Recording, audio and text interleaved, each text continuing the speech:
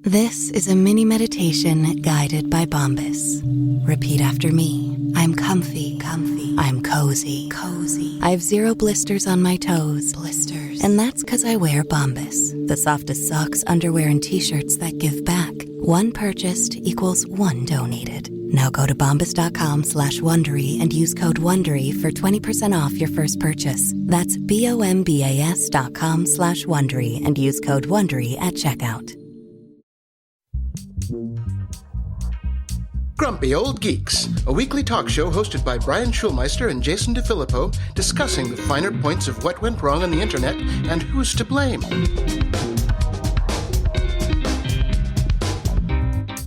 Welcome to Grumpy Old Geeks. I'm Jason DeFilippo. And I'm Brian Schulmeister. Happy Valentine's Day, Jason. Yeah, whatever. It's that time of year that a flower shop I used once back in 1998 sends me an email from a list I've unsubscribed to every February for the last 25 years. All right. Tells you how well those unsubscribes actually work. How math works, too, because 1998 is not 25 years ago. But, well, hey. Yeah, just guesstimating. It doesn't flow off as well if I said 27 or 28. You know what I mean? No, it doesn't. Yeah, it doesn't, I guess. Yeah. I'm just stopping the emails before they happen. Well, I am much like Elon Musk. Oh, yeah. Some of the things I say will be incorrect, said the agent of chaos, which is, I think, that's something we should have picked as the keystone of our show long ago. I think we're incorrect far less. We are absolutely incorrect far less than Elon. Yes. Oh my goodness, what a week. I just wanted to preface that there will be enough Elon in the show later on, but we can have some fun beforehand. I just do want to point out something really quickly because it made me chuckle. I was like, I think it was maybe in a December show or early January, and we were kind of bemoaning the fate of the election, and you said something along the lines of, "Oh, I'm just going to ignore it. What do I care? I'm old and I don't have kids, and blah blah blah. And who gives a crap?" And at that moment, something in me switched and said, "This means Jason's going to go all in pretty soon." And you did. I did. Because whatever you say, I assume is going to be the exact opposite within a few weeks. I'm never moving again. No. Yeah. What can I say? I did not factor in the Elon aspect of things. And, well, and it's all tech. Like that's the thing. That's what. It's all tech now, so it's hard not to. It's in our wheelhouse, and it's fucking up our wheelhouse. So I know. I really, really just wanted to get on with making fun of AI, but no. Yeah. Well, speaking about somebody's wheelhouse who got fucked up, James Howells, the British IT worker who mined himself a sizable fortune of the cryptocurrency before accidentally throwing away the hard drive he stored the key on. We've talked about him many times because he's gone through this many, many different iterations. He's now buying the entire stretch of land where he suspects the drive to be buried just so he can try to dig it up, according to a report from The Guardian. So as I mentioned, he's been at this for years now, starting back in 2013 when he revealed to the public that he lost his ability to access the 7,500 Bitcoins he mined back in 2009. At that point, it was worth about $7 million, and it's kept going up ever since then. And he's gotten more and more desperate. In 2017, he pleaded with the city of Newport to let him dig for it. The city said no, citing safety concerns because it's a big pile of trash and the risk of encouraging treasure hunters to go on the world's largest dumpster diving expedition. In 2021, he offered the city 25% of the proceeds if he found the hard drive in exchange for letting him dig up the dump. And I would argue at that point, it's not enough to find the hard drive. It's enough. The hard drive actually has to work so you can get your key back from it, which it most likely won't. And in 2022, he said if he couldn't go into the dump, he'll send Boston Dynamics robotic dogs to do the digging for him. This was part of a larger $11 million business plan in which he proposed spending 3 years excavating the landfill to find his hard drive while also turning the site into a mining facility. The city did not go for that either. So now he just wants to try to purchase it outright. I do want to point out the fact that he actually put together a business plan about this, which is more than most people in Silicon Valley do. Yeah, but he used ChatGPT to do it. Probably, yes. James, I would like to sing you a song. Let it go, let it go. Dude, come on. Hey, you're singing Frozen. I'm impressed. I have made so many mistakes in my lifetime, and I have just let them all go at this point because that's all you can do. Dude, if I dwelled on the past like you, I would have another stroke every week. Come on, brother. Let it go. Let it go. Just move on. Yeah. And here's the funny part. He's going to find it in the couch eventually. That's where all things are. Well, I've got a little bit more follow-up, too. Okay. Despite the hype, office attendance hasn't significantly increased over the past 2 years, as working from home remains a major factor in the job market. Commercial real estate leaders have been hoping that return-to-office mandates would revive office spaces, but data suggests otherwise. Well, so does my limited experience. I know that the company that I used to work for, the new CEO, had mandated a return to office, this time the office being further away from everybody and where the office used to be. And from what I understand from the people I've spoken to, that has not happened. Everybody is still working from home. They come in every now and then for a meeting, but that's it. I know 2 or 3 other people here in Toronto that got mandated return to office a couple months back, and they're all still working from home too. So Indeed. Yeah. Castle Systems Back to Work Barometer, which tracks office access, shows that office occupancy in major U.S. markets is still just 54% of pre-pandemic levels, only a slight uptick from early 2023. And yes, hybrid work is dominating. Like you said, people just want to stay at home and come into the meetings. And Tuesdays seeing the highest attendance at 63%, while Fridays drop as low as 37%. So Yeah. I can also tell that just from parking on my street. Tuesday is the only time that a parking spot opens up. Okay. The thing, like Fridays here, if this is LA, man, Fridays has always been the greatest day. Shabbat shalom, bitches. So it's awesome. Yep. And now, well, the government's selling all their buildings. So AI is always going to work from home, I guess. Yeah. Shit. They work in a van down by the river until the river runs dry. River runs dry. I put a couple songs together there. Like that. Mashup. Drive the Chevy down to the levee. But the AI made it dry. Hop on over to Suno and get yourself a tune to go with that. Mm-hmm. Except the river ran dry before Suno could make the tune. Yeah, you dried the levee writing the song. That's it. Mm-hmm. There's a self-fulfilling prophecy, the circle of life. All right. An unidentified investor made over $109 million in just 2 days off of the Trump shitcoin. His name happens to be Donald Trump. The token promoted just 3 days before Trump's inauguration, and it surged from 18 cents to a peak of $75 before crashing. Now, a few early traders raked in millions, and sadly, over 800,000 investors. I want you to soak that in for a second, Brian. Who's holding the bag? 800,000 investors in Trump coin. Mm-hmm. Think about that. I want you to chew on it. That there are 800,000 people that are stupid enough to spend money on the Trump shit coin. There's more than that many people that were dumb enough to vote for him. How's them prices of eggs? Yeah. Do you have eggs? No eggs. No Okay. eggs. I'm telling you, man, tofu scramble is the way to go. So of those 800,000 investors, I scare quote the investors, they have suffered more than $2 billion in losses. Yep. Yeah. So there's the follow-up on that. And, the shitcoin was never meant to last. It was a power grab, and it's just simply a glimpse of things to come, Brian. It's going to be a lot of this stuff. Yeah. Hype has replaced policy, and fortunes are being made in the shadows, and sometimes right in public, as we have seen, right sometimes next to the Resolute desk. I don't think anything's going to be done in the shadows anymore, Jason. It's all happening right in front of us, and people are too dumb to care. Yes, and we are just left holding the bag. But hey, Brian, did you see Elizabeth Holmes is back in the news? Oh, for fuck's sake. Moving on. In the news...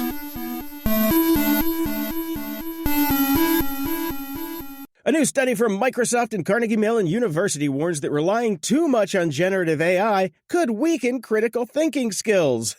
Researchers found that as knowledge workers gain confidence in AI tools, they tend to use less independent judgments, which could lead to cognitive atrophy over time. Duh.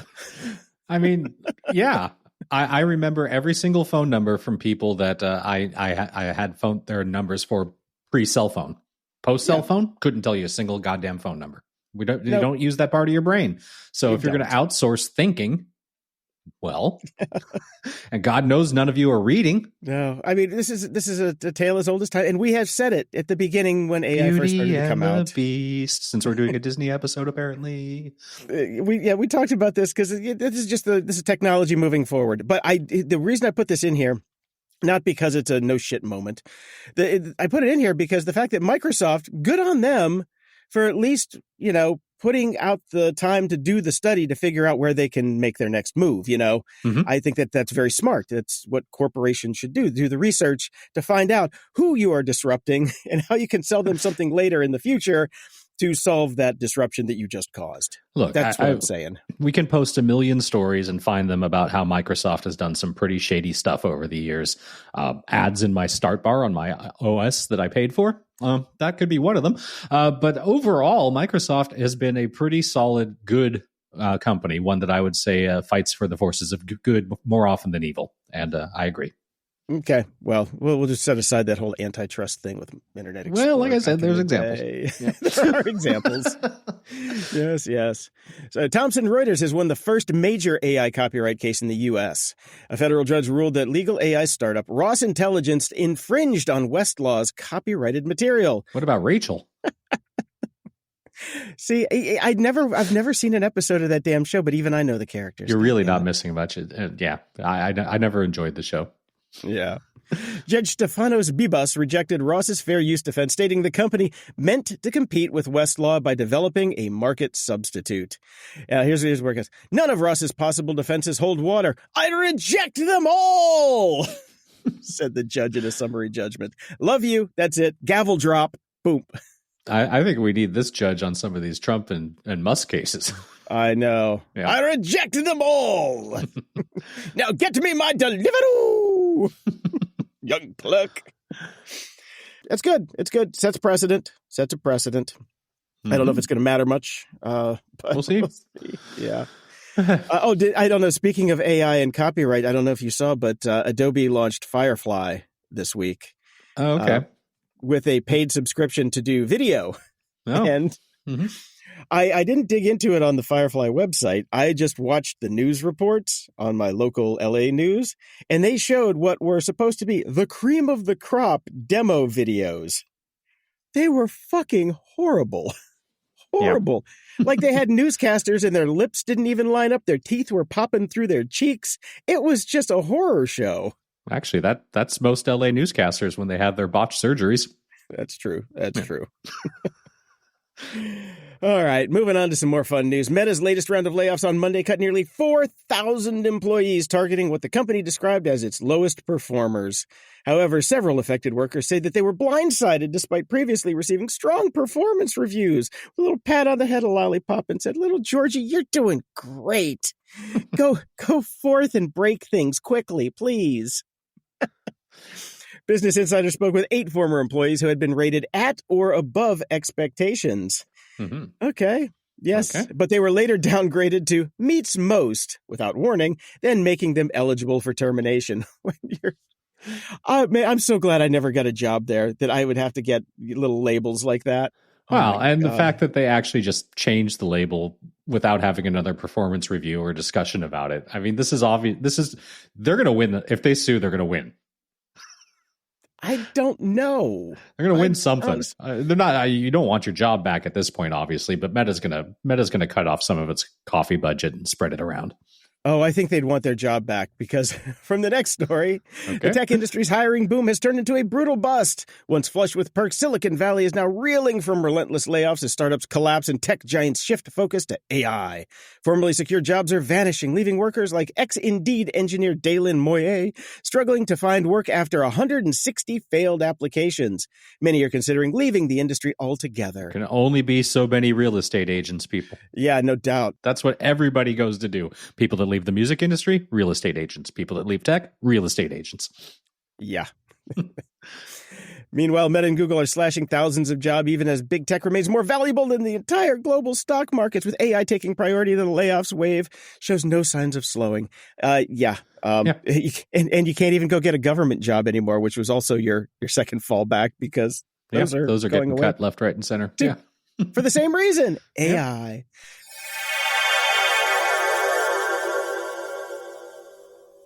This episode of Grumpy Old Geeks is brought to you by Delete Me. Have you ever stopped to think about how much of your personal information is floating around online? Your name, address, phone number, even your family details. It's all out there, thanks to data brokers making a profit from your private info. This can lead to phishing attempts, harassment, or identity theft. For someone like me, who shares their thoughts online, privacy and security aren't just concerns, they're necessities. As a professional nerd, I know how much work it takes to manually go after all these scumbags, and that's why we here at Grumpy Old Geeks choose Delete Me. Delete Me is a subscription service designed to protect your privacy by removing your personal information from hundreds of data broker websites. Here's how it works. You provide Delete Me with the information you want removed, and their experts take care of the rest. They don't just stop there. They send you personalized privacy reports detailing what info they found, where they found it, and what they've removed. It's not a one-time fix either. Delete Me keeps working, constantly monitoring and removing your data so you can focus on living your life instead of worrying about your online footprint. Take control of your data and keep your private life private by signing up for Delete Me.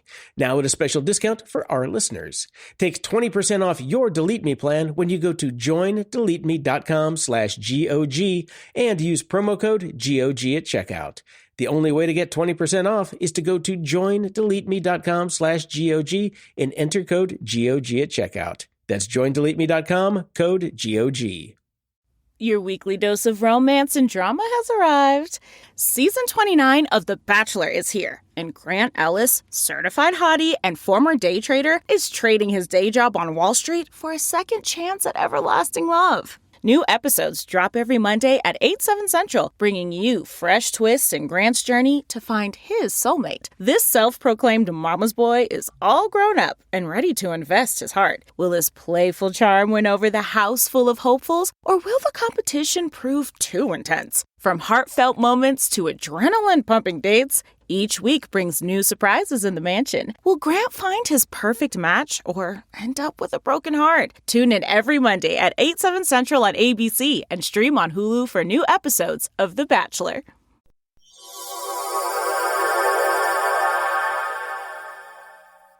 Well, I remember back in early January 2024, which it's only a little bit over a year ago, but it feels like a decade at this point, doesn't it? It has been a decade. I'm sorry. Yeah. Okay. Well, in early January 2024, a scant 10 years ago, SEC's official X account tweeted that Bitcoin ETFs had been approved for listing on all registered national security exchanges. But the SEC chair, Gary Gensler, quickly announced that they had been hacked and compromised, and that is not true.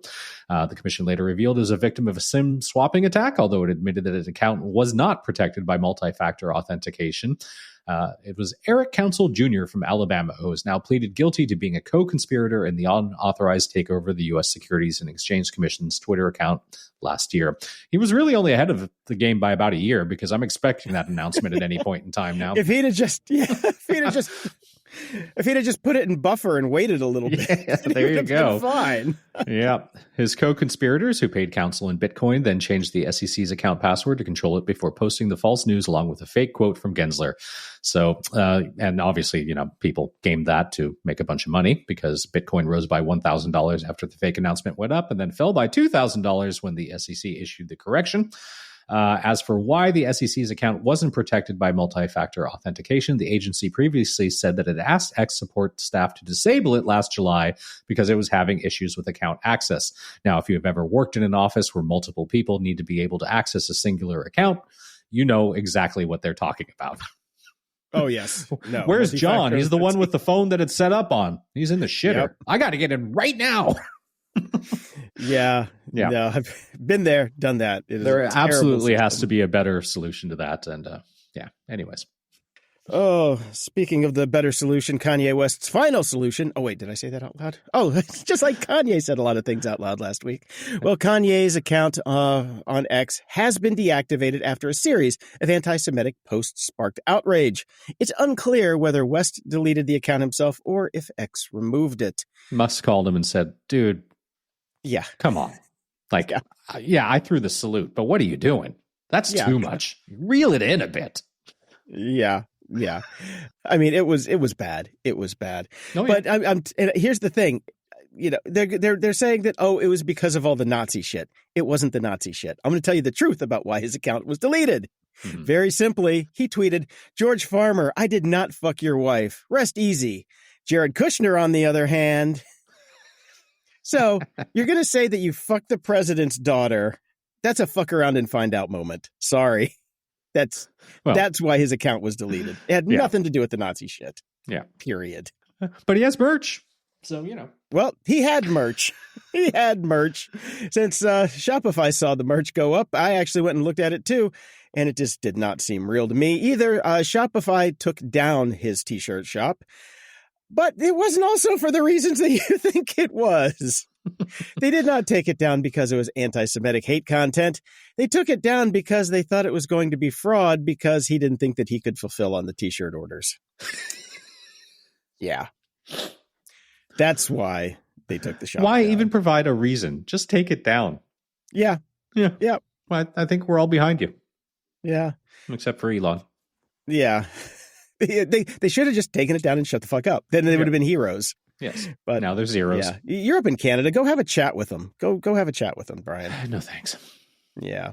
Well, after that happened, I don't know if you saw the video of the middle finger Kanye Star David t-shirt thing. I did. And first thought was, oh God, celebrities again. Here comes the COVID song from a bunch of celebrities. And then I was like, hold on a second.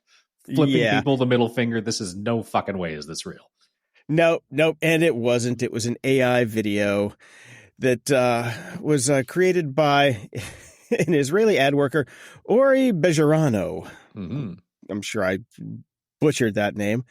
But that caused a string of events to exhume the corpse of Scarlett Johansson to come out and bitch and moan about AI some more. So she's calling for new laws after the fake video went viral, and she was at the top of the video. Well, she's not wrong, and she's using her platform. But, just make sure it's not, don't make the law crafted so it's just celebrities.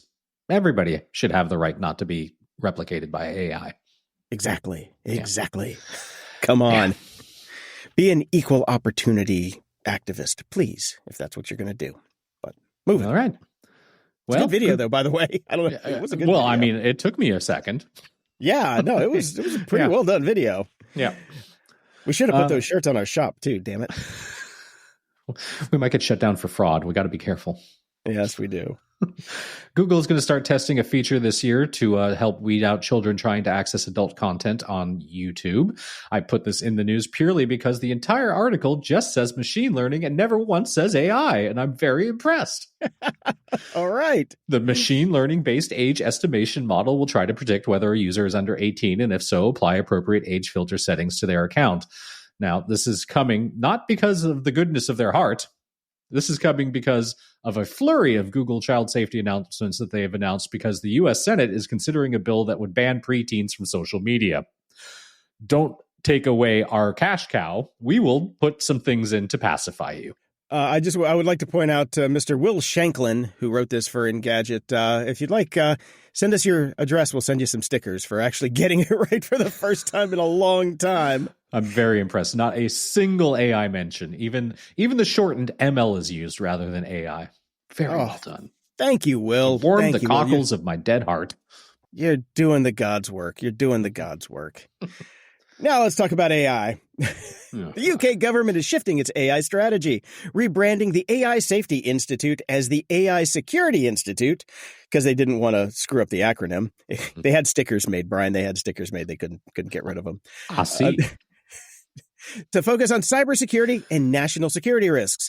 This marks a pivot from concerns about AI bias and existential threats to prioritizing economic growth and tech development, a.k.a. fuck it, is what they're saying. That's it. Pretty much. Yeah. This shift aligns with the Labour government's AI-heavy plan for change, which promotes AI integration into government services, including a new AI assistant for civil servants called Humphrey. I mean, I'll give him points for the naming. Humphrey, tell me about... They should have done Jeeves. I know. But they probably would have had to buy out a copyright on. Yeah. Exactly. They would have had to... They'd have had to license that one. But Humphrey, oh, Humphrey, what are the statistics on our national food bank, please? Cup of tea. Yeah. Oh, God. Okay. Despite the rebrand, officials insist AI safety remains a priority, but not at the cost of progress. Wow. They said the quiet part out loud. Yeah. I think I just nailed it at the beginning. Fuck it. Fuck it. Fuck it.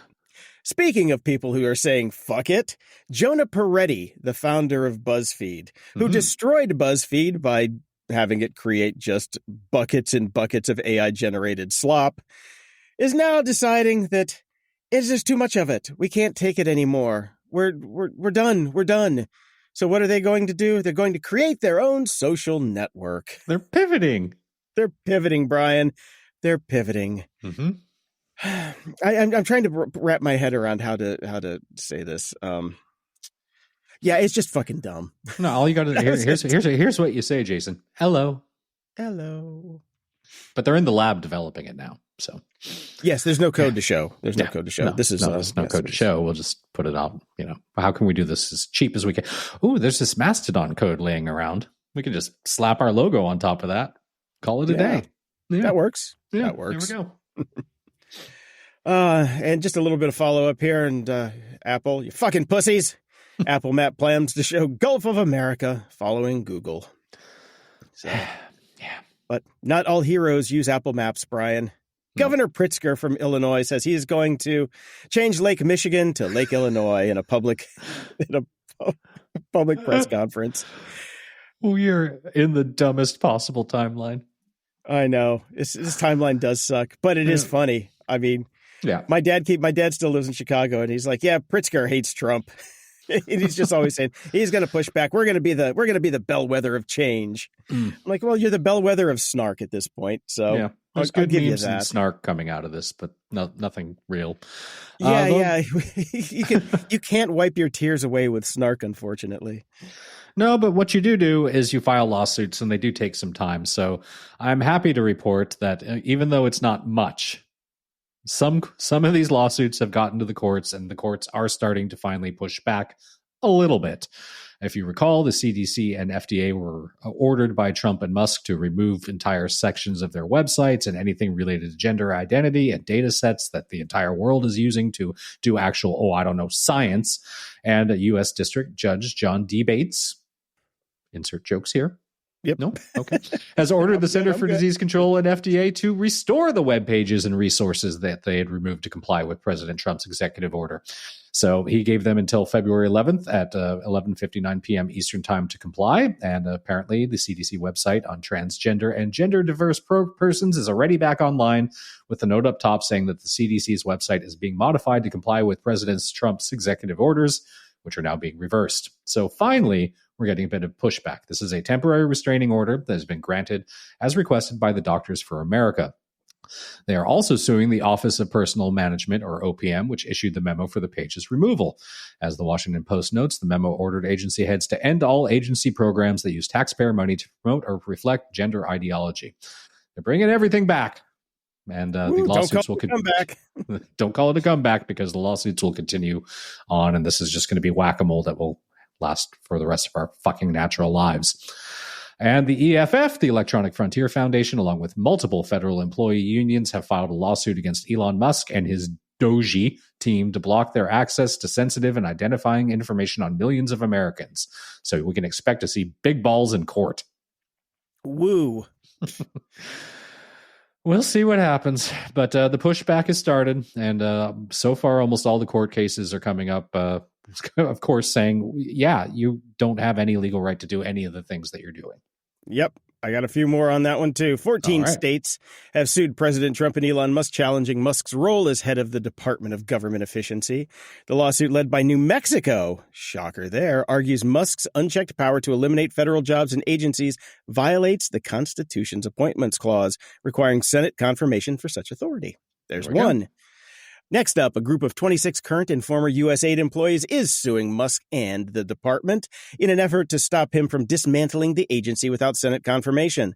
The lawsuit filed in Baltimore federal court argues that Musk's sweeping actions enabled by his appointment from Dickhead are unconstitutional and have put both USAID's foreign aid programs and employee safety at risk. So we have a safety issue here now. The lawsuit seeks to halt Musk's actions, declaring them unconstitutional yet again, and demands legal accountability for what it calls an unlawful power grab. So I went to AI this morning, Brian. It said, how many lawsuits currently are outstanding against Elon Musk and Doge? And I said, as of February 13th, 2025, at least 26 lawsuits have been filed against Elon Musk and the Department of Government Efficiency. So that's good. And we do have a name for the first person that was killed from the USAID dismantling. Peke Lau, 71 years old, died after being sent home from a hospital that relied on U.S. foreign aid. So she couldn't get her oxygen, and so she basically suffocated, thanks to Elon Musk. So thank you. There's the face of that right there. And if you think Elon is upset that people are dying because of this and any of his actions, you got to remember, Brian, he's got a body count. His cars kill people all the fucking time, but he just calls it fully self-driving. All right. And now he's firing all the investigators that were coming after Tesla. So what are you going to do? Yeah, it's amazing how all that happens. All these things that are getting shut down by Elon Musk, every single one of them was looking into some aspect of his life. Interesting how that works. Yeah, they were in his way to more government contracts. So. But remember, he said he's being completely transparent about this process, right, Jason? He's being completely transparent, and they even made a website called waste.gov. Yeah, that's where he said you could go to, because that's where the transparency will be, Jason. Yes, that's right. That's where the transparency will be posted. Well, unless you're just a WordPress theme holder page, and that would be what it was. Yes, it was basically a fucking blank theme page when you went to waste.gov. Nothing else but a blank theme page. So the government now runs on WordPress, which is scary enough. They have changed it. They have updated it now. Now, if you go to waste.gov, it says, this content is password protected. To view it, please enter your password below. Now, that's what I call transparency, Jason. That is transparency, yes. I viewed source on this page. And what does it point to, Brian? The WordPress login. But it doesn't even point to a proper WordPress login, because there's obviously no username that goes with it. And then if you click on it, it says you get a 403 error that says access to waste.gov was denied. You do not have authorization to view this page. Yeah. So. Do you know why it's that way? I think you missed the story in the middle here. Is somebody hacked into it. Oh. They figured out it was WordPress, and somehow they hacked into it, and I can't remember exactly what they replaced it with, but so it's just going great. The best possible people running this, and very transparent. Yeah. But you can also go to doge.gov, which was just a blank page for a couple days, but now they just have their Twitter feed up there. So you can, and it's under, it says latest work and showing what it does. There are some tabs at the top, so you can click on savings, and it says receipts coming soon, no later than Valentine's Day, with a fucking emoji. I am sorry, Brian, but I do not like my government programs. Oh, wait, it's not a government program. It's not a government program. It hasn't been approved by the government. It hasn't been given any authority by the government. It is nothing. And if you look at the top, it says an official website of the United States government, and they didn't even capitalize the fucking G. They did not. And where are the privacy policies? Where are the countless things that you're supposed to have if you're a government agency? There's no terms of service. There is nothing. No, but there is a job application form that you can fill out. I'm going to call myself Bigger Balls and submit my application. Exactly. And if you click on the About tab, it goes to the dumb fucking thing. I can't even speak anymore. It goes to the dumb fucking thing. Yes, but we do have one hero this week. Robert Garcia, congressman, former mayor of Long Beach, educator, comic nerd, urbanist, progressive, and proud American. Well, did you watch the videos that Robert Garcia dropped this week, Brian? I did. It was very clever, and I'm very proud of him. Yes, Robert Garcia, in the middle of Congress, went up against Marjorie Taylor Greene, the human slug, and said, well, she put a dick pic into the public record. I am going to put a dick pic in the public record, and pulled out a giant picture of Elon Musk, which was just beautiful. I'm down with LBC. I am down with LBC. And then he went on Breonna Keller's show on CNN, and she gives this whole, like, do you really think that we should be going down this rabbit hole of publicly calling Elon Musk a dick? And he just replies, well, he is a dick. I'm like, yes. If the condom fits. He's a fucking dick. And then, of course, Anderson Cooper, not to be outdone later on Tuesday, went after former New Hampshire Governor Chris Sununu and basically just said, don't be a dick when they were getting in a fight on live on the air on CNN. I watched it and I was just like, he did just say that. That's fucking awesome. Sununu kind of rolled with it, so that was kind of cool. Yeah. All right. Public decorum is just totally breaking down. It's awesome. Done. It's done. Dude, we are just out the window now after grabbing by the pussy days. So what are you going to do, Brian? Let's just roll with it. We need the Democrats to really fucking step up and just call a spade or a dick. Right. I would prefer they actually go to work and change things. That would be good. Good. Yeah. Can you I'm going to go grab a Brondo. I'm back. What else you got?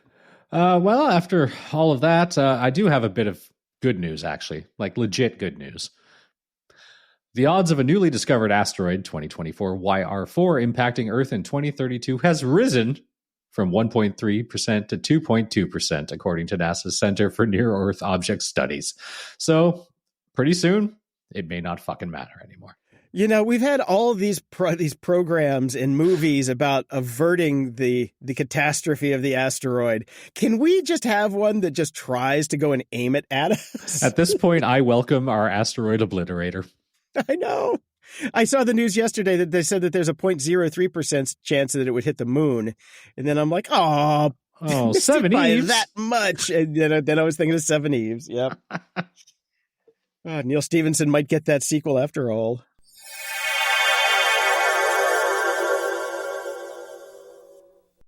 Weight loss. It needs to be fast and sustainable. Noom GLP-1 starts at just $149 and ships to your door in 7 days. Take it from Lauren, who lost 22 pounds on Noom. If I come off of the GLP-1, it's not going to automatically make my weight yo-yo back. $149 GLP-1s? Now that's Noom smart. Get started at Noom.com.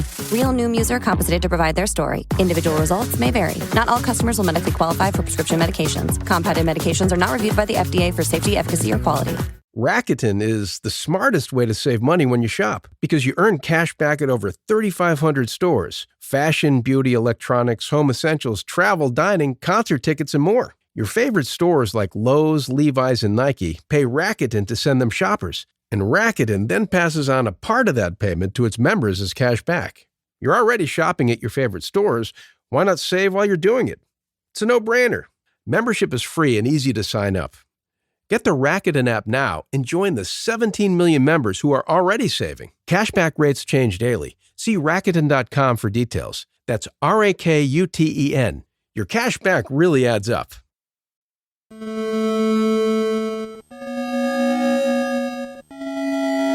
Media Candy. I watched a documentary this week, Brian, called Never Surrender, a Galaxy Quest documentary. Okay. Fucking phenomenal. Phenomenal. I found out that one of my friends actually worked on the movie. He was one of the art directors. And I'm like, oh, I found that out by watching the documentary. I'm like, what the fuck is going on here? So Galaxy Quest, known as one of the most perfect films ever made. Yep. This is one of the best documentaries ever made about one of the greatest movies ever made. So I highly recommend it. It is on Prime. So if you have Prime, go check it out. I'm back to needing those shows now, Brian, that calm me at night and take away the pain of the day. Uh-huh.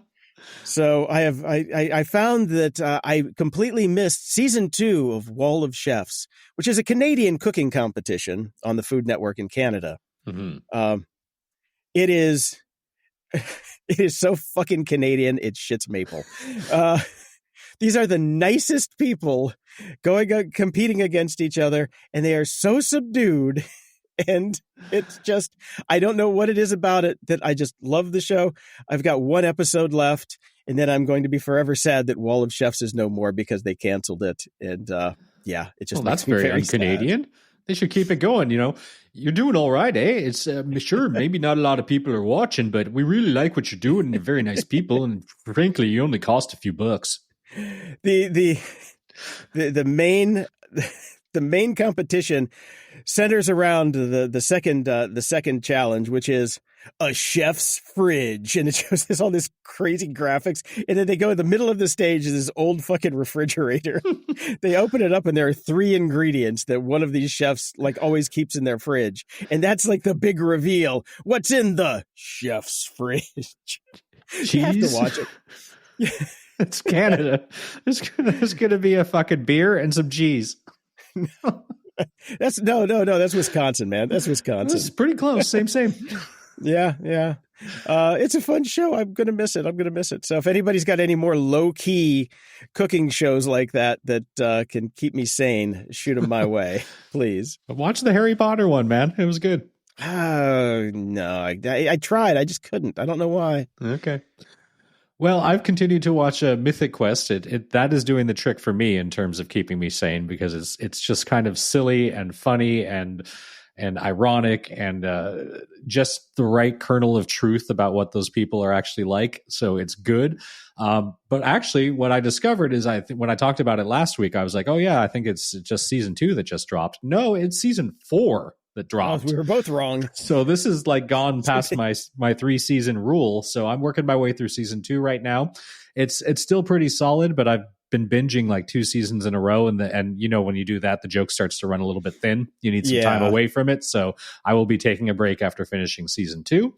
Then I will probably get back to it as well. I'm also going to be taking a break because the White Lotus season 3 drops this weekend, and my wife and I always watch that show together, or at least the first 2 seasons. So I will be starting that. But the question is, can it be good without Stifler's mom? She really was the main reason the first 2 seasons were awesome. I didn't even like her that much. That's the funny part.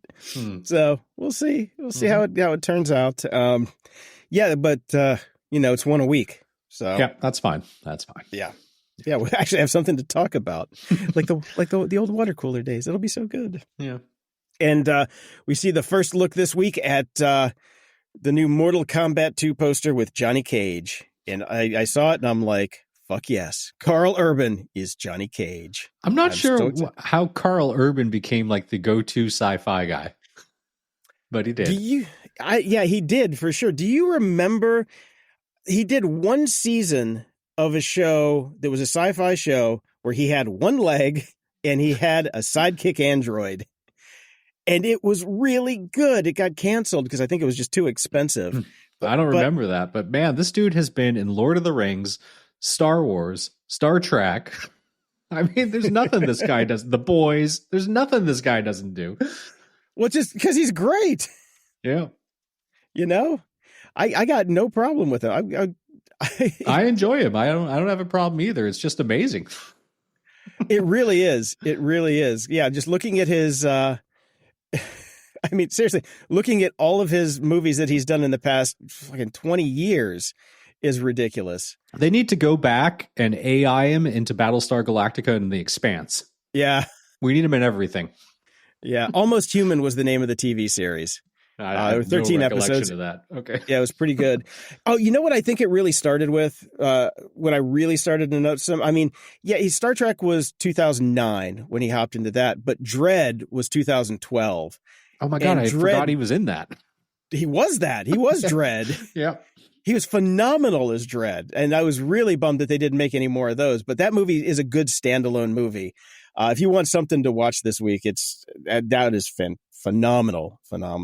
But Jesus, he was in Xena. He was in 12 episodes of Xena back in the day, and Hercules 2 episodes. This guy's been around forever. Right.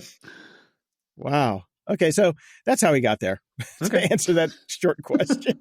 But I can't wait to see him as Johnny Cage. He's getting a little long in the tooth to play Johnny Cage, but yeah, we'll see.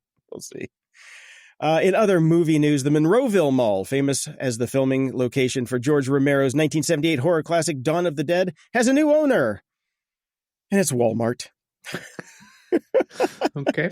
Which is just, the title of the article really just kind of puts it to bed. Walmart bought the mall from Dawn of the Dead because subtext is for cowards. Fair enough. So if you've never seen Dawn of the Dead, you probably don't get the joke, but go watch it. It's a good movie. And I've been to that mall because I used to live in Pittsburgh. So yeah, Right. it's fun. In just shit news, Netflix is exploring video podcasts to boost engagement, according to Business Insider. Okay. The company has been in talks with talent agents about bringing popular podcasters to the platform, despite past skepticism. The appeal? It's cheap. That's why they want it. It's of course. Of course. Unless you sign Joe Rogan. You can get Hawk2 Girl pretty cheap at this point. Oh, man, I'm sure she'd probably pay you to get on the network.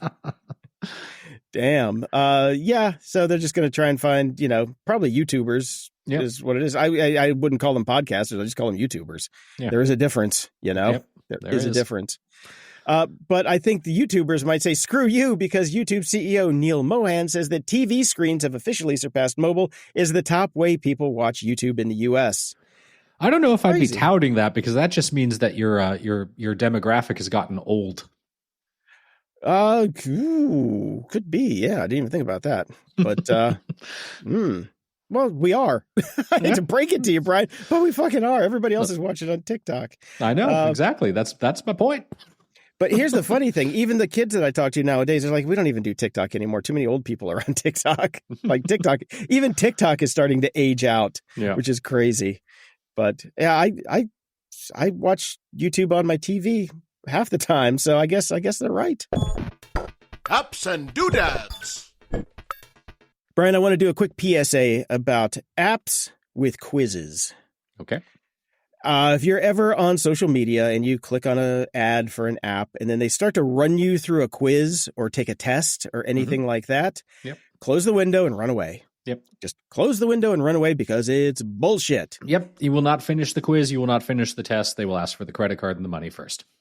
That, or what you do is, you will finish the quiz and then they will send you a thing saying, would you like the results for your quiz? Send us your credit card. Yeah.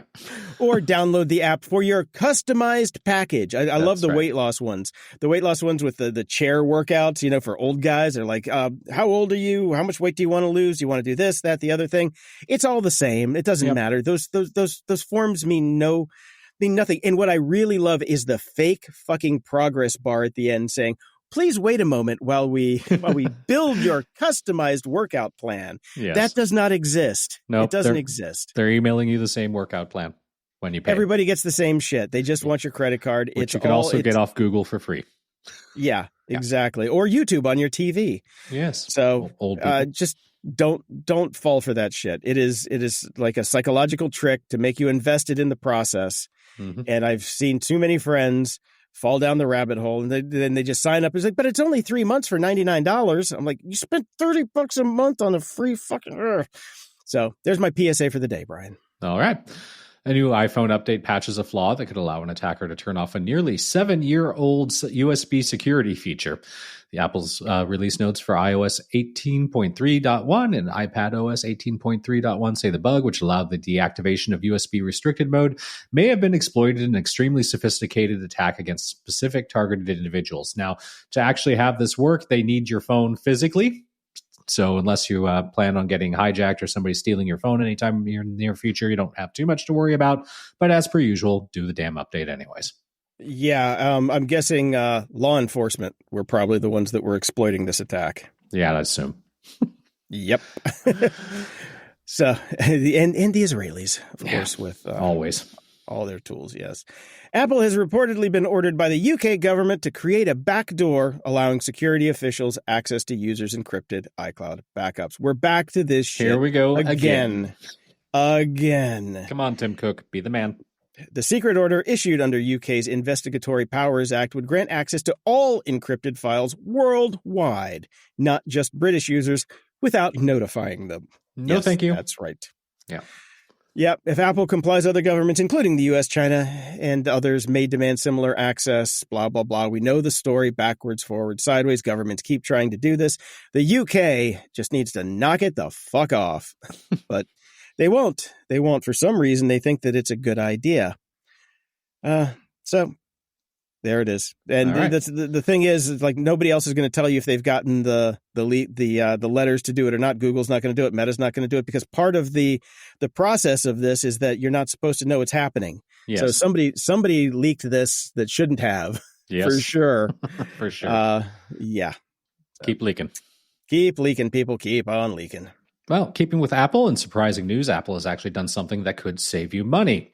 The company is now allowing users to migrate purchases from one Apple account to another. Transfers can include items such as movies, books, music apps, and more. Sounds good, doesn't it, Jason? Sure, Brian. Sounds great. Like I've been waiting for that ability, especially now that I have like my son's account and I would like to like move some of the games that he plays over to his instead of being on mine. But, this is great. Now, let's run through the easy steps involved in doing this, Jason. Hit me, Brian. You can only move purchases from your secondary account, the one you use for media and purchases, to your primary account, the one signed into iCloud and most other features.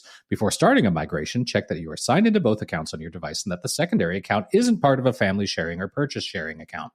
Then make sure you have two-factor authentication on for both accounts so that they are both linked to the same country and region. You'll also need to spend any remaining balance and not have any rentals or pre-orders.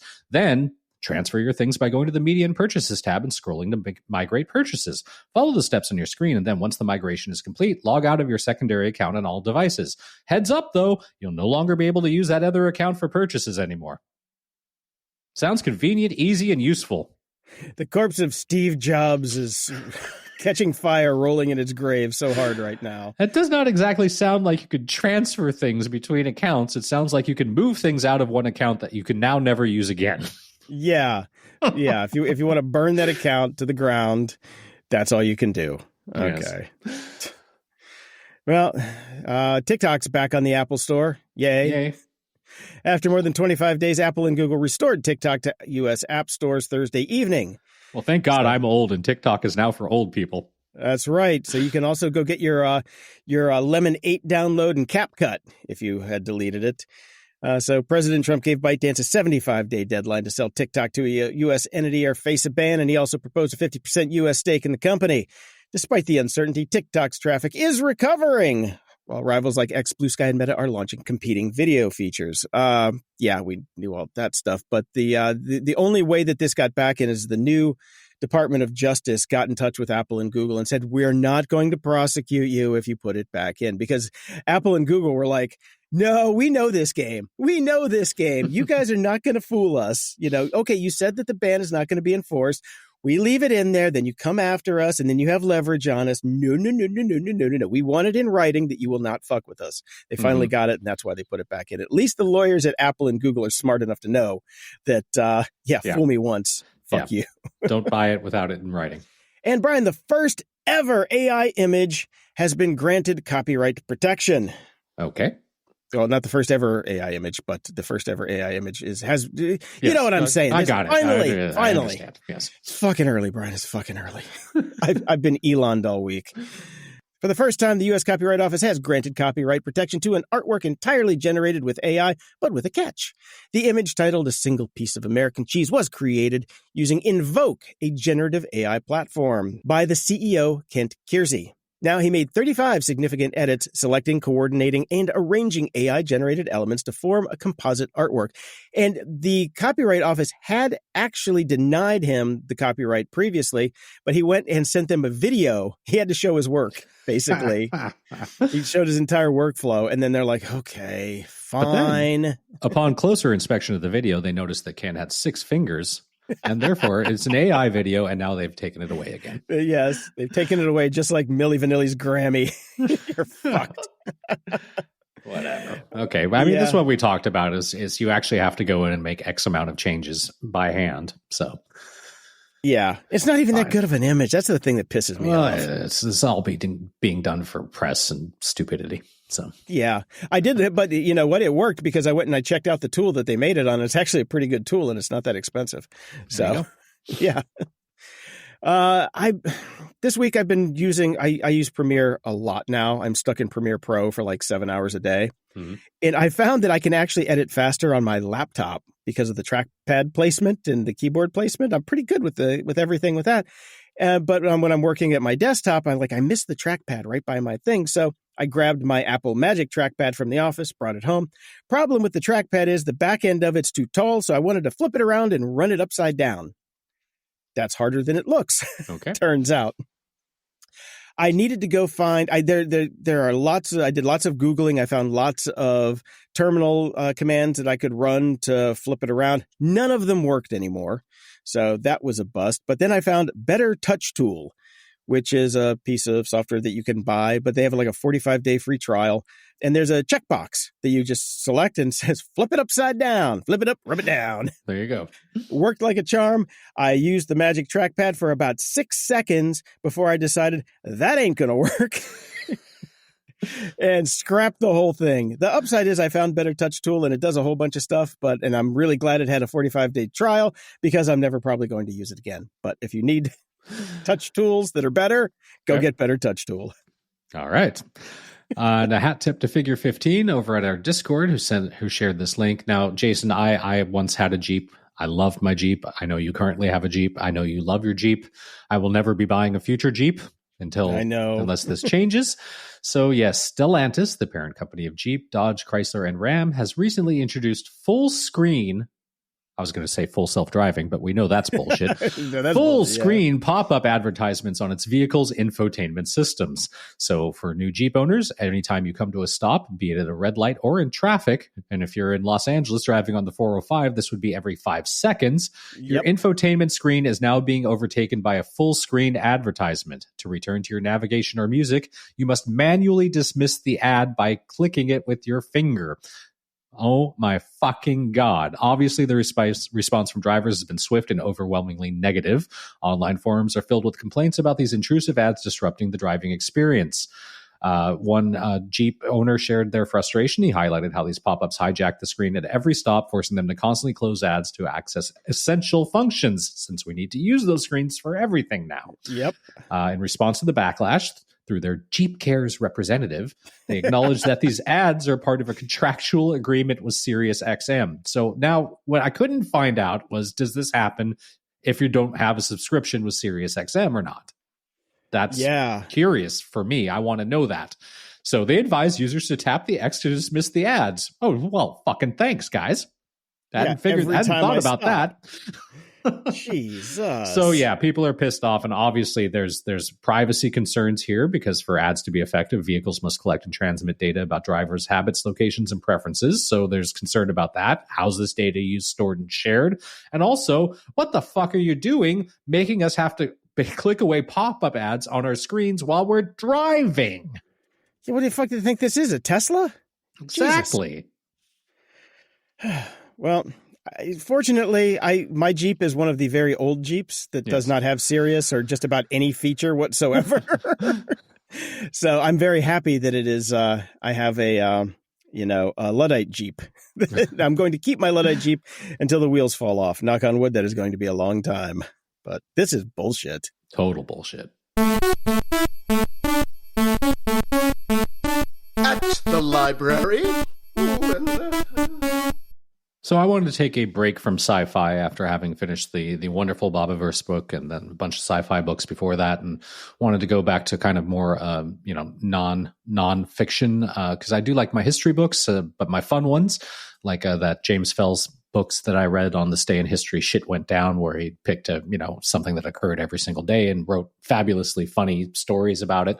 And so I started to get served up some of that stuff because I've read a few of them, and I saw one that looked interesting called Tiny Blunders / Big Disasters, 39 Tiny Mistakes That Changed the World Forever, Revised Edition, Tiny Blunders / Big Disasters series by Jared Knott. And not being an idiot, I downloaded the free trial, or not free trial, but you get the free chapter.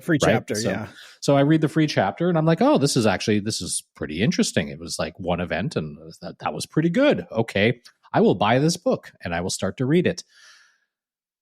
I think he wrote one chapter, and then I think he went to ChatGPT, and he shat out the rest of these because they were fucking awful. And they were so obviously AI written, or he had a ghostwriter write their one chapter and he's just a shitty writer. One or the other. I'm not sure which. I've never returned a book so fast. And it's too bad because it's an interesting concept. And the free chapter that he wrote was actually really good and compelling. But then I read another one and I was like, this is horrible. This is like state premise. Blah, blah, blah. Do the little wrap up. I'm like, and then the next one was like that too. And then I read one more and I was like, no, I'm not going to torture myself by reading through this AI slop. So I returned it. That's a good business model if you can get it. Yeah, I mean, it was done very well. It just totally suckered me into thinking this is going to be a great book and purchasing it. But luckily, I realized it quick enough to return it. So, yeah, don't do that. In other book news, back to the way we used to shop for books, and I'm kind of excited about this. Barnes & Noble will be opening up 60 bookstores this year. Excellent. That's shocking. Right? So not only that, they opened 57 stores last year. They plan to open at least 60 this year, thanks in part to a boost from Book Talk, according to Axios. It's a significant improvement from back in 2020 when only 3 new Barnes & Noble's locations were planned, according to Axios. And obviously they've been shutting them down for a long time. So they spent a decade closing 150 stores and just started ramping up again back in 2023. So again, this is a lot about Book Talk, and some people are actually starting to read again and sharing it and book planning. So they're obviously doing the things that, becoming relevant by being more social. Coffee shop, you can sit and read, all that sort of stuff. But I'm very excited. I love bookstores. There's a few around us still, and we go as often as we can. And I just love being in a real bookstore, even though I only really read books on my Kindle now. Yeah, we got a Barnes & Noble a couple miles away, and it's still nice to go in there every now and again. Yeah. We covered the resurgence of Barnes & Noble a couple months ago, and it's fascinating. They listen to their customers. Yeah, amazing. Imagine amazing. That. Yeah, create a compelling environment for the people that actually like reading. And listen to what they want to buy instead of what the booksellers are trying to shove down your throat. What a fucking concept. Oh my God. And we did talk last time, I think, about revisiting the Bobiverse series after you finished the last book. Mm-hmm. And I did just that. I started reading Bobiverse Book 1 again. Mm-hmm. And I had forgotten a lot about Bobiverse Book 1. Mainly that the reason that he became the Bob was that the United States was basically where we're at this week. I was like, oh no, the dystopian sci-fi of the Bobiverse has come to pass. I had totally forgotten about the breakdown of the United States in the Bobiverse books. Yep. Yeah. But you know what I love about the book is that it's succinct. It gets to the point. There's no fluff. Mm-hmm. And it's just so well written. Yeah. It is so well written. If you have not listened to us for the past however many years, drone on about the Bobiverse book series, you have to go get it if you like sci-fi. It is seriously one of the best sci-fi book series out there. It's a great series. And I'm only a little bit into book 1 again, and I'm falling back in love with it. So I think I might just have to go back through the whole series. So Bob has legs.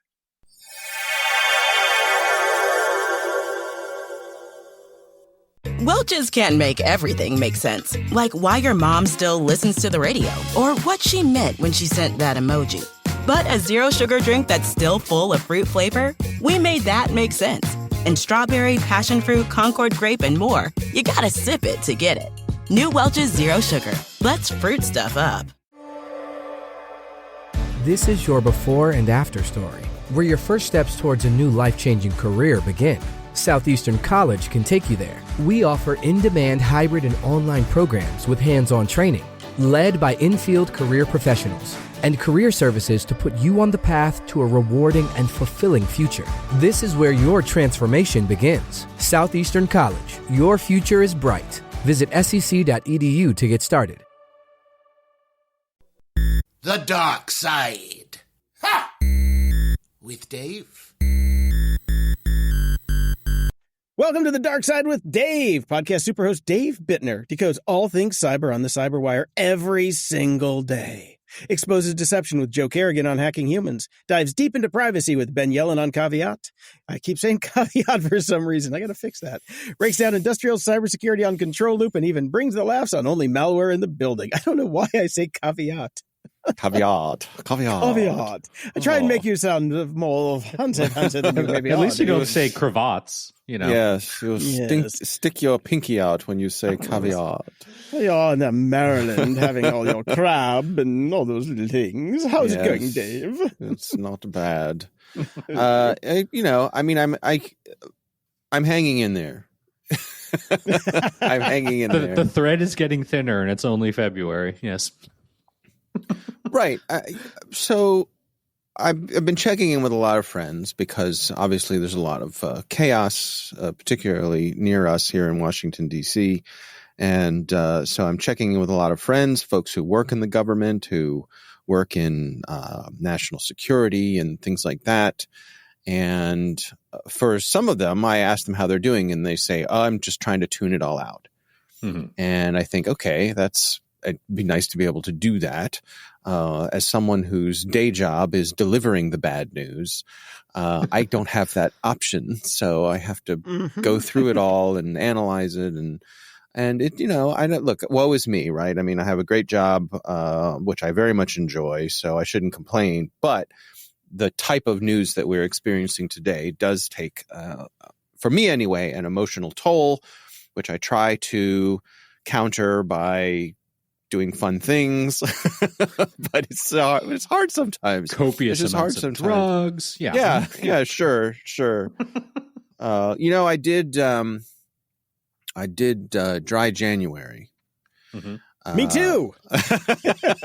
Congratulations. And February and March and April. But I did dry January just on a whim. But what motivated me to do dry January is that I've been gaining weight. Right. And so I figured this would be an easy way to cut out a bunch of empty calories if I just don't drink for a month, and I'll see if that makes a difference. And it has helped. I'm thinking of that scene in Airplane. I picked a bad day to quit drinking. Yeah, precisely. I would say it has slowed down the rate at which I'm gaining weight.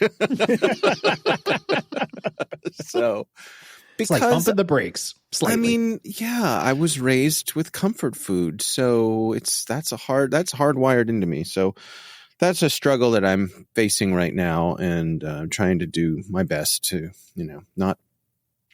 It's nice to be able to still fit into all of your clothes, and so that's where I am. It's the little victories, Dave. That's all we have left. Yeah. Right. Yep. Right. But hopefully things will settle down here. I wonder how quickly, how long can the chaos continue? I guess we had the answer from the previous run through with this. The answer is 4 years and beyond. I guess at least. Yeah. That's just on the clock. We're not talking about psychological years. Psychological years, it's never going to end. But yeah. Right. Death wears thy sting. Yeah. Well, try to stay optimistic, but yep. It's a struggle some days. There is another thing that does expand time as we know it and makes things seem interminable, and that would be the song "It's a Small World," as we've all been through. Yes. One of our favorite little bits of family archival footage is high 8 footage of my father taking a nap while going through Small World, just, head back, just completely mouth open, drooling down his chin, just, while Small World is going all around him, and blissfully unaware of what, and boy, if we could all just do that during that ride, it'd be wonderful. Well, some of us do these days as we've become dads going on the ride. Yeah. I took a really good nap one time in the tiki room. Oh, the tiki room is great. Yeah. You get your Dole Whip, you sit there, it's cool. Right, it's cool. Yeah. Yeah. Just took a 20-minute nap. It was great. Yeah. Well, there's going to be more of it soon. So, yeah. Okay. More of Small World?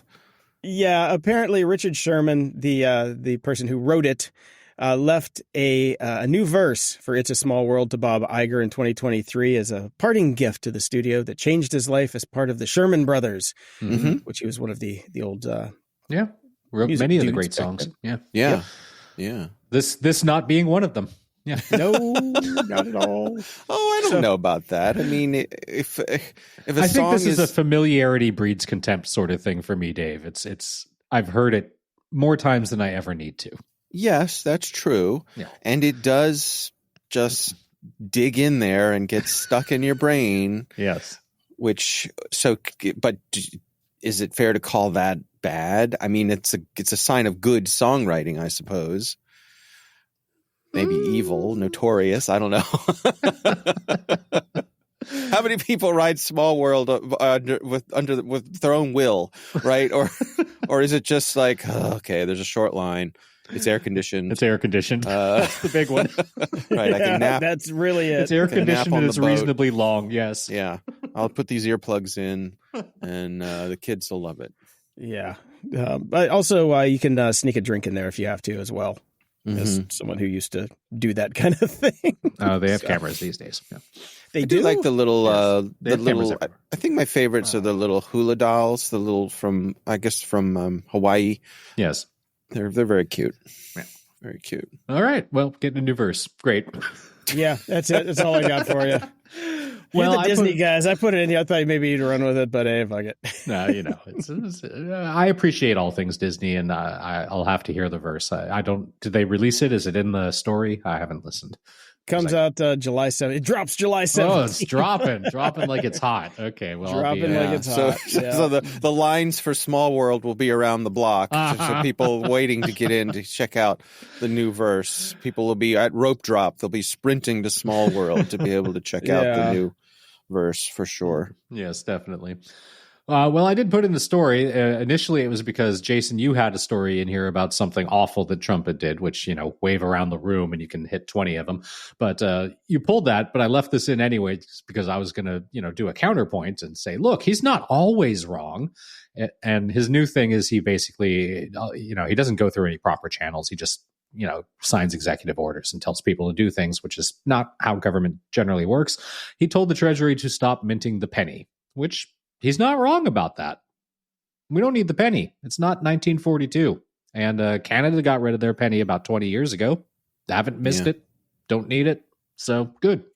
Yeah. It's just one of those things that he says it's his idea and it's not. Of course it's not. It's been kicking around forever. Yes. No, I included a link in the show notes here. They were talking about this 20 years ago on the West Wing. Yep. About getting rid of the penny, and basically the Illinois contingent wouldn't allow it to happen because that's where President Lincoln was from, and he's on the penny. So my wife tells me that one of the last places that pennies were taken in an automated way was Illinois toll plazas. You toss your money in, right? And that was one of the last ones to take pennies.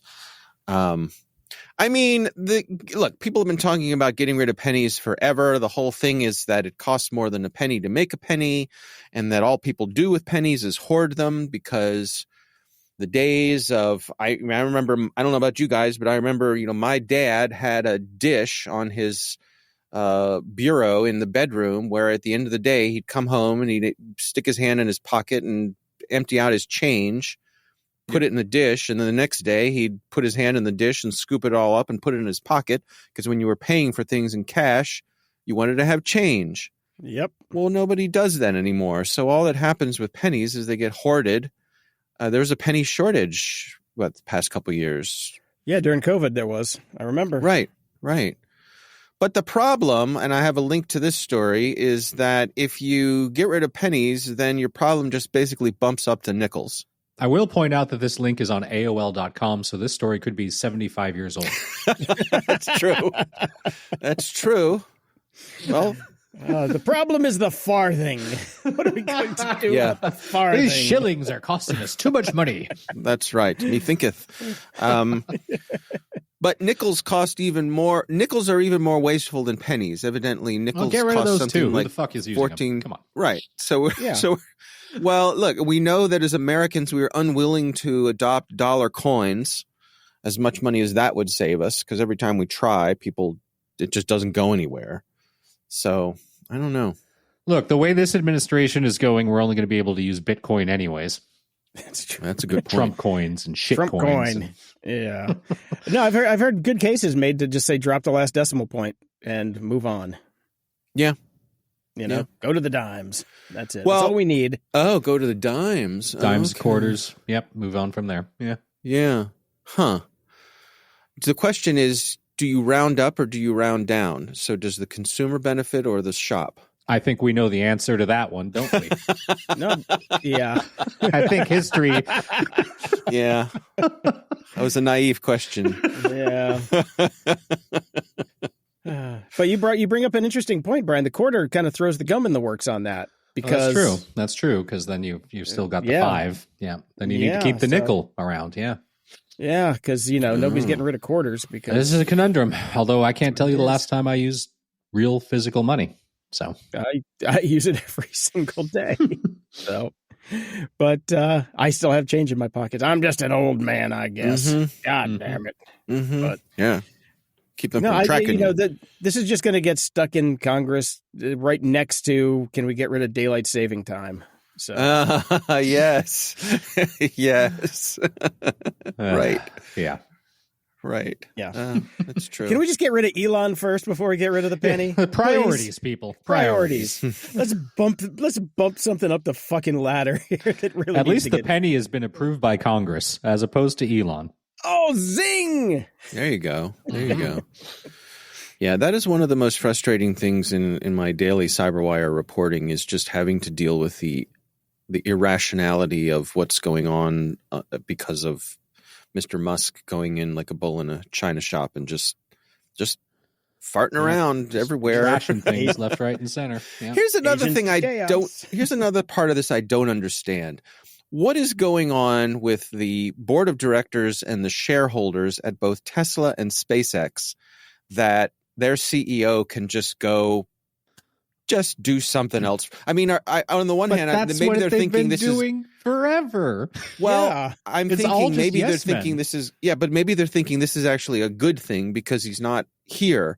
The bull in the china shop is not here right now creating the Cybertruck. He's over there doing something else, and so we can actually get our work done. That's a real possibility, I think. Well, the problem, though, is the ill will that is being engendered around the world, and we've reported on that in last week's show. Maybe in America, there's certainly a large fraction of people that love Elon and everything that he does, and by all means, sir, destroy our government because you're great. But the rest of the world, Tesla sales are dropping left, right, and center. Starlink is being looked upon frowned poorly, and contracts are being canceled and then reinstated when he strong arms them because America. But in general, he is still hurting the brand, even if he's out and about and not physically there making another Cybertruck. He's still killing the brand. Mm-hmm. Killing it. Yeah. Winning. So, but yeah, I mean, the problem is that the boards at these companies have been handpicked by Elon to leave him the F alone. So, right. Yeah. So, what a world. I did put a couple links into my new Deport Elon and Boycott Tesla shirts. If you are so inclined to go pick one of those up. Oh, are these your own design? They are indeed. Oh, very nice. As you can tell, I am not so much of a designer as I was a programmer, but but I was fairly proud of the Boycott Tesla one because you can take a Tesla logo and turn it into a swastika in under 15 seconds with a little Photoshop foo. So, yeah, look at that. Yeah, very that's nice. a feature, not a bug, according to Elon. That's true. That is true. Right. In the original design parameters. Yeah. Well, before we run along, I wanted to give you guys an update on my glasses situation. So remember last week we were talking about... Yes, Mr. Franklin. Yes. What's funny is I was thinking about... because we're heading to Disney World in the next couple weeks. And it's a world of laughter, a world and one of the places will be, Shut of up course... before we get banned for copyright infringement. We'll be at Epcot, and one of my favorite things at Epcot is the American experience.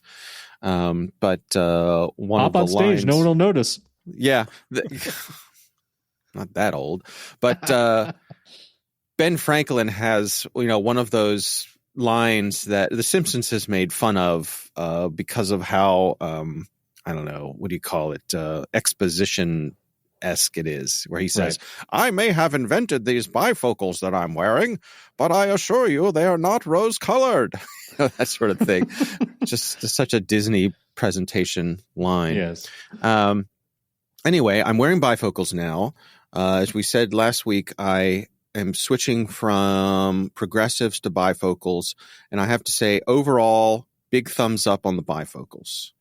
Really? Okay. Yes, surprisingly so. The things that I've noticed are it is great to have your full range of vision in focus. So my peripheral vision is in focus because, as we talked about last week, progressives tend to have this little alleyway down the middle of the lenses that are where that's the business end of the lenses, and on the sides it kind of fades out for some reason. These are clear edge to edge, so that's one of the things I noticed right away. Was like, whoa! It's like it's like IMAX. Everything's in focus all over the place, which is nice. And then having the close-up vision down low has been great. As I said, my prescription did change, so part of what I'm experiencing is the benefits of that. That I am wearing the correct prescription now, which helps quite a bit. I am a week into this, so I am just about not noticing the line anymore. It is slowly but surely disappearing from my consciousness, which is interesting. The brain adapts.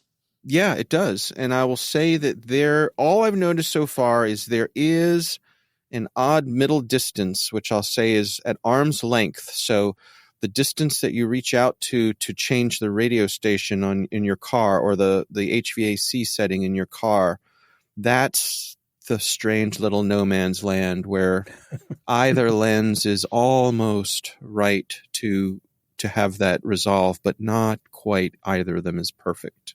Right. But it's a trade-off I'll take. So I don't know, Jason, might be worth looking into. I'm digging it so far. All right. I might give it a shot because I'm due. Yeah. And the whole line in the lenses thing, like it's hardly noticeable anymore. And, like we said last week, who cares? We're old. Yeah, seriously. That's the least of my worries right now. Yeah. I mean, whatever. Yeah. It is better to see good than to look good. All right. Well, that's what I have. Actually, Guy, I'm going to be gone for a few weeks. What? Oh, right. Yeah. Going to so Disney. Next week I'm traveling for work. I'm actually going to a conference in Orlando for a few days. And then I come home, and then I turn right around and go back to Orlando for the family vacation, which is like a week and a half, but it covers the next 2 Fridays. So I'll talk to you guys in a month. Unless Brian, I get to see you at Disney. You guys are going, right? Not in the next month though, unfortunately. Oh, yeah. Okay. Unfortunately. Right. And we do the California one, not Florida, man. I guess we were talking a while back. Thinking about it, but Okay. now that all this insanity has happened and the tariffs and everything and the Canadian dollar is tanked, it is unwise for us to do it at this moment to make the Florida trip, unfortunately. Although Gotcha. I will be jealous, and I'm looking forward to hearing about it because I do want to get out there. Just Epcot and all that sort of stuff is always stuck with me, and I want to see it all again. So that would be nice. Yeah. The new things that are there since last time I was there is the Tron ride and the update to Splash Mountain. Yeah, the new Tiana thing. So I'm looking forward to both of those. If the Tiana thing is anything like the one in Southern California, it's they're still working out the kinks. That thing is down more often than it's up. Oh, really? The Tron ride's been going for a while, so the kinks are all out of that. And by all accounts, like, it looks phenomenal. So I'm very jealous of that. Yeah. The only bummer is Big Thunder Mountain is closed for renovation all year. Yeah. And actually, I'm wondering if the Rivers of America is drained. That's right. They're getting rid of that to design the rest of the park.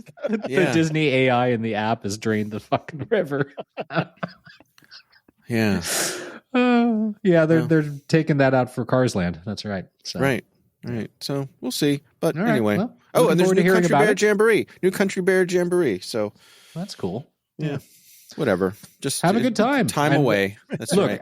Look, since you're going by yourself first, and I cannot recommend this enough because you are enough of a Disney-phile that you will understand the joy that could come of this. I would tell the family that you actually have an extra day at the conference and run over to the park by yourself. Yeah. Believe me, that has crossed my mind. It is a joy and a pleasure to wander through that park solo. Yeah. Are you guys familiar with that you can get either shopping or restaurant passes to get in the parks? Mm-hmm. Yeah. So the thing here is if you just want to go in the park, like to hit one ride, or because I think they give you 2 hours, you can go, basically you pay for a ticket, a shopping ticket. You go in. If you come out within like 2 hours, they refund the price of the ticket. So if you just want to go in and do something real quick, it's a way to get into the park without having to pay a full day ticket to get in the park. So little life tip hacks. there. Yeah, it is a life hack. It's like, but like Brian's saying, if you're on a trip and you're traveling by yourself and you don't have a whole lot of time and you're thinking to yourself, I can't pay $100 and whatever just to spend a couple hours. Yeah, and you really want to see that Ben Franklin Hall of Presidents speech. Well, of course. Right. Actually, you know what? That reminds me that one of the things I will be avoiding this time is the Hall of Presidents. Because last time we were there... Well, kind of. The last time we were there, we went in the Hall of Presidents, and during the show, people were cheering and booing their favorite presidents. That's America now. Yeah. Couldn't believe it. Yeah, it was awful. Well, when you have a sitting president threatening to kill his vice president, this is where we're at now. It's a blood that's sport. not who they were booing. No, I didn't think so. Yeah. Yeah, it is Florida. Florida, man. Yeah. So we'll be skipping that, but oh well, what a world. Yeah. All right, guys. Have a see you in a blast. month. Yeah. See you in a month. Take care. Closing shout outs. Over at Patreon, we've got some new subscribers, Andrea and Tony with the gold monkey level. Woohoo! And Tony writes in, I appreciate you guys, and you've genuinely contributed to my happiness for many years. I feel like a slacker for not kicking in sooner. Thanks so much for all the great quality work you do and for sharing the coolness that is you with all of us. Well, thank you. Thank you. And thanks for Nicholas for upping your patronage. And from the Hall of Fame, we've got Chris, Kevin, Leslie, Phil, Flash, Chris Manchu, Lucas, Jordan, Ray, and Paul. And I know I butchered Chris Manchu, I'm sure. I don't know. I think you probably did better with that than Andre. But we'll find out. Andre. Because as Brian said, we love your money, but man, your names are killing us sometimes. Do you remember the first season of Project Runway? Barely. Andre. Oh, Andre Leontali. Yeah. Oh God, the things that stick in your mind. Anyways, over at PayPal, we've got Ralph, Miles, Shari, Natalie, Linda, and Arcadio. All right, and over the tip jar, we've got Theodore, Joseph, and Tony again. Tony actually hit us up with merch, the tip jar, and the Patreon. That's how you do it. That's a three-peat winner. Damn right. And on the merch side this week, we've got Tony, Gallo, Bill, and Jason. Thank you so much for buying our goodies. And in sad news, best-selling novelist Tom Robbins has died. I guess it's not that sad. He was 92. So 92. Quite a life. I look at the picture from this NPR article that you link in here, and it says Tom Robbins, a 2014 reading, and this guy, so he's 92. He's in his 80s in this. Look how good he looks. He looks fantastic. I'm like, there's no way this guy's in his 80s. He looks phenomenal. A little Tim Curry-esque in that photo. Yeah. One of my favorite writers of all time, certainly somebody that, when you're a certain age, like in your early 20s, this is the guy. And I was actually just thinking about that a little bit recently, like my teens and early 20s. Two of the formative people we've lost in a short space of time for me. Like if you talk about like film and TV, You know, it was certainly David Lynch. You know, Twin Peaks was everything. Books, it was 100% Tom Robbins. You know, Jitterbug Perfume, Skinny Legs and All, even Cowgirls Get the Blues, all of those books, the magical realism, just phenomenal stuff. Jitterbug Perfume is legitimately probably in my top 5 books of all time still. And that is, I'm definitely do a reread for that. So, you know, and film, TV, books, if Robert Smith fucking kicks the bucket from The Cure, I'm going to lose my fucking mind. Knock on wood. Oh, Jesus. You may have done it again. Yep. You may have done it again. I still say we didn't kill Bowie, but fuck it. We killed Bowie and fucked up the entire timeline. Everything went to shit after he died. It pretty much was it. Yeah. Sorry about that, Bowie. I've never actually read a Tom Robbins book, so maybe I'll. Oh, dude. Look one up you would actually love it. Yeah. Okay. Yeah. We got a note from Dan. Dan says, let us know when the larger Elon shirts are available. I'm wearing my first gen right now. Well, Dan, you're in luck. Head over to shop.gog.show and get your big Deport Elon shirts now. I made them big and red so they stand out. There's also some Boycott Tesla shirts over there now, too. And Jody writes in, just a thought, some subtle hashtag Deport Elon steel tumblers would make great gifts for some of my friends and probably sell nicely at my boutique. Well, Jody, hit me up offline and maybe we can find a way to send you some at cost. Wow, we're getting into B2B now. That's right. That's right, baby. Until next time, I'm Jason DeFilippo. And I'm Brian Schulmeister. Thanks for listening to Grumpy Old Geeks. Get all the links and goodies from today's episode at gog.show/684. Want to keep the grumpiness alive? Toss a few books our way. I guess we've been talking about books a lot. Well, that too. Toss a few bucks our way at gog.show/donate. Every penny helps keep the show on the air. Love the show? Share it. There's a share button in your podcast player. Use it to spread the grumpiness to friends, foes, and everyone in between. We'll love you for it. Swing by gog.show to join our Discord and chat with us and other show fans. Got thoughts, feedback, cool links? Hit us up at gog.show/contact. And hey, don't forget to leave a 5-star review at gog.show/review, and we'll read it on the show. And guess what? We've got merch. Snag your grumpy gear now at shop.gog.show. Stay grumpy, and where's Andre?